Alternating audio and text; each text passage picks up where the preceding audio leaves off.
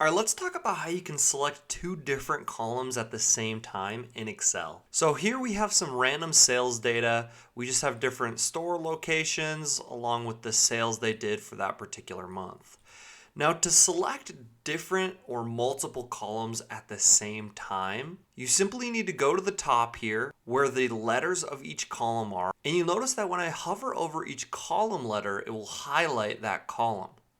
If I click, it will highlight the entire column for me.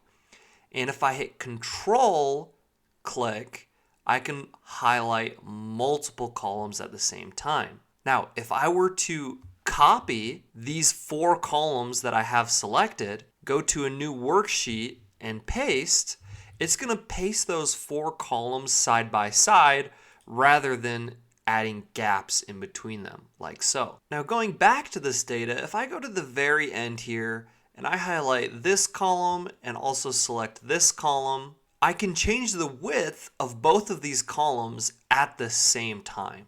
Now, if I want to select every single column, all I need to do is select the first column and drag this all the way across rather than control clicking, and I can highlight all of these columns.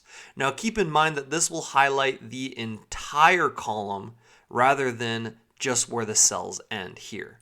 It will highlight the entire column. And that's all there is to it. Thank you so much for watching, but that is how you can select 2 different columns at the exact same time in Excel. Thank you so much for watching. Please don't forget to subscribe and smash the like button.